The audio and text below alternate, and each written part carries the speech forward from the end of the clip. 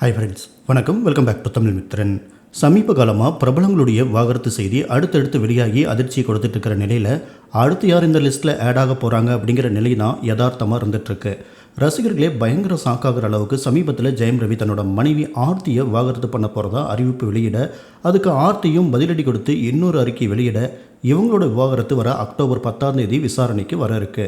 இது எல்லாத்தையும் விட இது நாள் வரைக்கும் ஆர்த்தி ரவி தான் இந்த விவாகரத்துக்கு காரணம் அப்படின்னு நம்பப்பட்டு வந்த நிலையில் ஜெயம் ரவிக்கும் பிரபல பாடகி கெனிசா பிரான்சிஸ்க்கும் நடுவில் இருக்கிற கள்ளத்தொடர்பு தான் இந்த விவாகரத்துக்கே முக்கியமான காரணம் அப்படின்னு சொல்லி பல ஆதாரங்கள் வெளியாகிட்டு இருக்கு. இது மேலும் அதிர்ச்சியை கொடுத்துட்டு இருக்கு.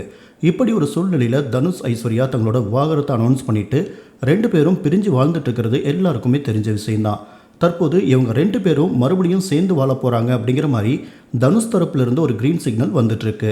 தனுஷ் ஐஸ்வர்யா விவாகரத்து அறிவிப்பு வெளியானதுலேருந்து 2 குடும்ப தரப்புலையும் பல தடவை பேச்சுவார்த்தை நடத்தி கடைசி வரைக்கும் தங்களோட முடிவில் உறுதியாக இருந்த இவங்களோட பிரிவை தற்போது காலமே சேர்த்து வைக்கிற மாதிரி சூழ்நிலைகள் மாறிட்டுருக்கு.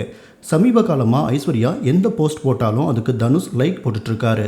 முன்னாடியெல்லாம் தன்னோட மகன்களோட போஸ்ட் வந்தால் மட்டும்தான் லைக் பண்ணிட்டு இருந்த தனுஷ் தற்போது ஐஸ்வர்யா தன்னோட பிக்சரை போட்டாலும் அதுக்கும் தனுஷ் லைக் பண்ண ஆரம்பிச்சிருக்காரு.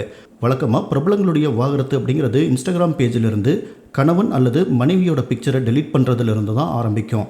அப்பயே ரசிகர்கள்லாம் மோபம் பிடிச்சி கமெண்ட்லாம் போட ஆரம்பிச்சிருவாங்க.